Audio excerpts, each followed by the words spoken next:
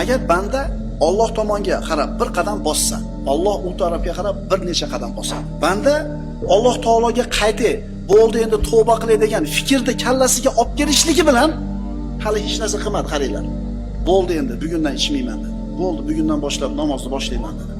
Shu fikr kallasiga kelishligi bilan Alloh taolo shu bandani qalbiga saodatni berib qo'yadi, xotirjamlik berib qo'yadi, taskin berib qo'yadi. Shu etapdan o'tganmiz ko'pchiligimiz. Bo'ldi.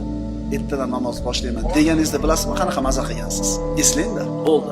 Sigaretni tashladim bugundan boshlab dedingiz. O'sha momentni eslang-da. Alloh taolo bandasini tavbasiga shuna bir mushtoq bo'lib turadi. Alloh taolo bandasini tavba qilishini shunaqa yaxshi ko'radi. Hali hech narsa qilmadi, nima qildi faqat? Bo'ldi. Ertadan bomdodga chiqib namozni boshlayman deyishiga bilasizmi qanaqa xotirjam bo'ladi qalbi. Demak, Alloh tomonidan ijobat, Alloh taolo tomonidan javob nima bo'lar ekan? Juda ham tez bo'lar ekan. Asarlarda keltiriladi.